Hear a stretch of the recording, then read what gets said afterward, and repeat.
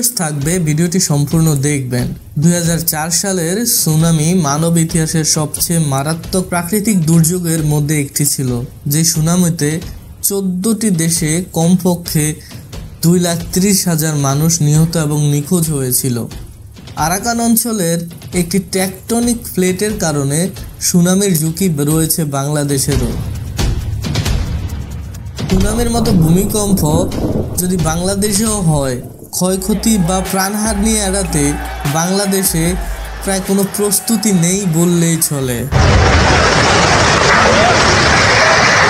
আমাদের জেলাগুলোর মধ্যে ঢাকা জেলা সব থেকে বেশি বিপদে আছে যদি 7 মাত্রার ভূমিকম্প একবার হয়। শুধু কি ভূমিকম্পের ভয় রয়েছে আমাদের, ঢাকার উপর রয়েছে এমন কিছু বিপদ যা ঢাকাকে ধ্বংস করে দেবে এক মুহূর্তেই। আজকের ভিডিওতে ঢাকা শহরের প্রাকৃতিক এবং মানুষ দ্বারা সৃষ্ট কর্মকাণ্ডের জন্য ঢাকা যে শেষ হয়ে যাবে তা নিয়ে কথা বলবো। Hey people, good day, this is your host Zahidul and welcome to you digital insight. চলুন শুরু করি আজকের ভিডিও।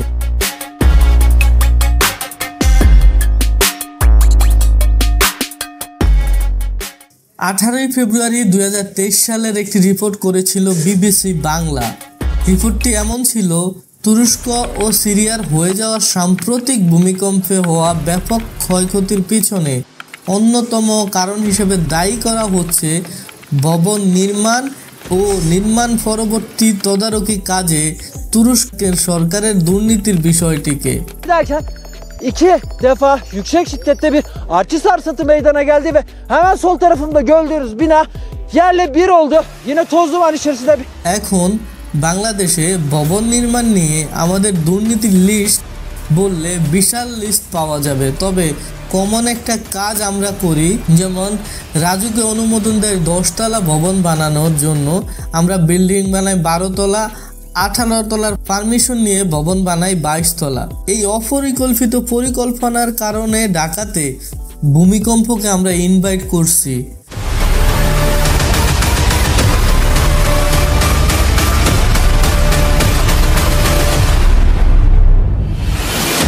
এই তো গেল অপ্রাকৃতিক ঘটনা। প্রাকৃতিকভাবেও আমাদের ঢাকা সহ সারা দেশ টেকটনিক প্লেটের কারণে ভূমিকম্পের কবলে রয়েছে, যেটা ভিডিও শুরুতে আমি বলেছিলাম। ভূতত্ত্ববিদ মিস্টার আক্তারের মতে সিলেট থেকে কক্সবাজারের পাহাড়ি অঞ্চল পর্যন্ত বাংলাদেশের নিচে যে ফ্রন্ট লাইন রয়েছে সেখানে যে পরিমাণ শক্তি জমা রয়েছে, এই পরিমাণ শক্তিতে 8 মাত্রার ভূমিকম্প যে কোনো সময় হতে পারে।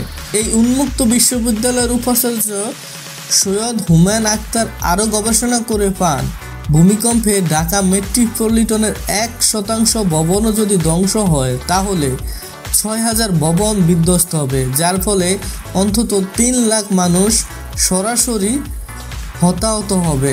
অপরিকল্পিতভাবে তৈরি শহরে ভূমিকম্প পরবর্তী উদ্ধার ও সেবা কাজ পরিচালনার বাধাগ্রস্ত হওয়া আরও বহু মানুষের জীবনের ঝুঁকি তৈরি হতে পারে।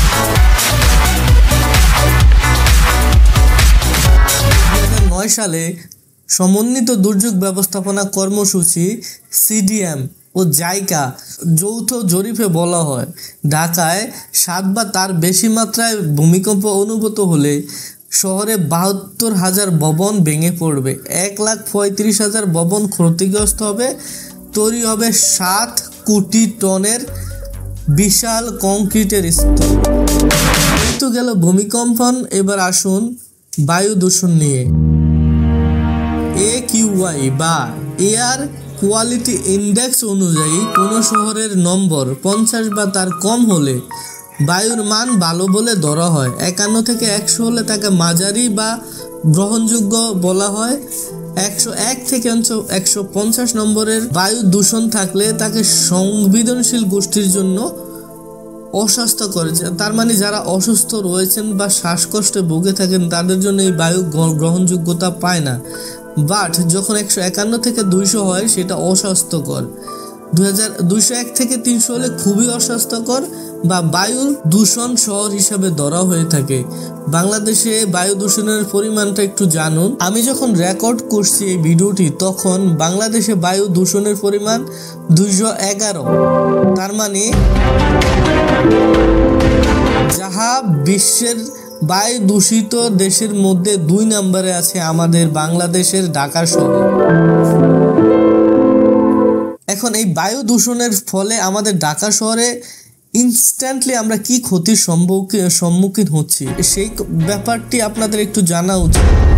ডেইলি স্টারের রিপোর্ট অনুযায়ী দীর্ঘদিন বায়ু দূষণের মধ্যে থাকলে ফুসফুস সংক্রমণ, ক্যান্সার, ডায়াবেটিস, স্ট্রোক রোগ, হৃদরোগ, শ্বাসকষ্টজনিত রোগ, সিওপিডি বা ক্রনিক অবস্ট্রাকটিভ পালমোনারি ডিজিজ প্রভৃতি রোগসমূহের আশঙ্কা বাড়ে।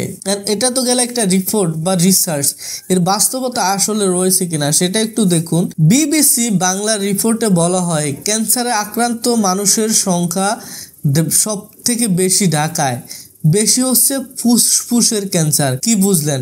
ঢাকায় বায়ু সংক্রমণের কারণে ঢাকার যে মানুষগুলো আছে বাংলাদেশের ভিতরে সব থেকে বেশি ফুসফুসের ক্যান্সারে আক্রান্ত হচ্ছে। তাহলে বাঁচতে হলে ঢাকা ছাড়ুন, আর ঢাকা না ছাড়তে পারলে ঢাকাকে বায়ু দূষণের হাত থেকে বাঁচান। ভিডিওর এই মুহূর্তে বলবো প্লিজ একটি লাইক দিয়ে ভিডিও বানাতে অনুপ্রেরণা যোগাবেন আর কমেন্টস করে আপনার মন্তব্য জানাবেন। এবার আসুন পানি সমস্যা নিয়ে। প্রতিদিন ঢাকা ওয়াসাবাসীর জন্য 33 লাখ ঘনমিটার পানির উত্তোলন করে। ঢাকা ওয়াসা ছাড়াও বিভিন্নভাবে নলকূপ দিয়ে প্রতিনিয়ত তোলা হচ্ছে বিভিন্ন জায়গাতে। কয়েক দশক আগেই ঢাকার ভূগর্ভস্থ পানির স্তর নেমে যাওয়ার পূর্বাভাস দিয়েছিল পানি উন্নয়ন বোর্ড এবং 1966 সালে ঢাকায় পানির স্তর ছিল 25 মিটারের, 2005 সালে ছিল 45 মিটারের, 2010 সালে 60 মিটারের গভীরতায় ছিল পানি, 2023 সালে এসে সেটা হয়ে দাঁড়িয়েছে 75 মিটারে। এখন পানি ঢাকা শহরে 75 মিটারে নিচেও নেমে গিয়েছে, কারণ এখন 2024 সাল। ধারণা করা হচ্ছে 2050 সালের মধ্যে পানি নেমে যাবে 120 মিটারে। কেননা ওয়াসার স্ট্যাটিস্টিক্স অনুযায়ী 2025 সালে প্রতিদিন 35 লাখ ঘন লিটার, 2030 সালে প্রতিদিন 43 লাখ ঘন লিটার এবং 2035 সালে প্রতিদিন 52 লাখ ঘন লিটার পানির চাহিদা থাকবে ঢাকা শহরে। একবার চিন্তা করুন, 75 থেকে 80 মিটার নিচে পানির স্তর থাকায় সামান্য গরম পড়লেই ঢাকার পানি নিয়ে হাহাকার শুরু হয়ে যায়। আর যদি 120 মিটার নিচে পানির স্তর চলে যায় তাহলে কি হবে? Just think about that. আবারও বলছি, বাঁচতে হলে ঢাকা শহর ছাড়ুন, আপনার পরবর্তী বংশধরদের ঢাকার বাইরে নিয়ে আসার ব্যবস্থা করুন। যুগান্তরের একটি রিপোর্ট ছিল এমন, 1 ঘন্টা বৃষ্টিতে ডুবলো ঢাকা। রিপোর্টটি ছিল 12 মে 2024 তারিখে। ঢাকা শহরে ডুবে যাওয়া নতুন কোনো বিষয় নয়। প্রতি বছর বর্ষা আসলে ঢাকা সমুদ্রের রূপ নেয়। ঢাকাবাসী সহ্য করে নেয় এই ভেবে যে ঠিক হয়ে যাবে এবং ঠিক হয়েও যায়। পরবর্তী বছর আবার বৃষ্টি হয়, আবার দুর্ভাগ্য ফিরে আসে, আবার ঢাকাবাসী চিন্তা করে ঠিক হয়ে যাবে, আবারও ঠিক হয়। এভাবে চলতেই রয়েছে ঢাকাবাসীর দুর্ভাগ্য। তার থেকে বড় দুর্ভাগ্যের কথা শুনুন, শুধু ঢাকা শহর নয়, আমাদের এই পুরো দেশটার 1/3 পানির নিচে চলে যাবে। জানেন কি, পৃথিবীর উষ্ণতা যেভাবে বৃদ্ধি পাচ্ছে, মেরু অঞ্চলে বরফ গলছে, আমরা আমাদের সোনার বাংলাদেশে বেশ কিছু অংশ পানির নিচে চলে যেতে দেখব, সেটা বেশি দিন দূরে নয়।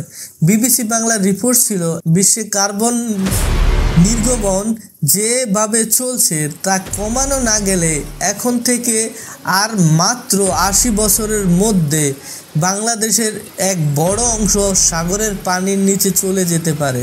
এখন বলবো, দেশ যেহেতু ডুবে যাবে তাহলে ঢাকা নয় বাংলাদেশটাই ছাড়ার চেষ্টা করুন। তাই তো বলি, মানুষ কেন ইউরোপে যাওয়ার জন্য এত উঠে পড়ে লেগেছে, তাদের ফিউচার বংশধরের যে একটা সঠিক ঠিকানা দেওয়ার জন্যই হয়তো তারা ইউরোপে যাওয়ার প্ল্যান বা চিন্তা করছে। যাই হোক দর্শক, ভিডিও দেখার জন্য ধন্যবাদ। ভিডিও শেষ পর্যন্ত দেখে থাকলে সাবস্ক্রাইব করবেন।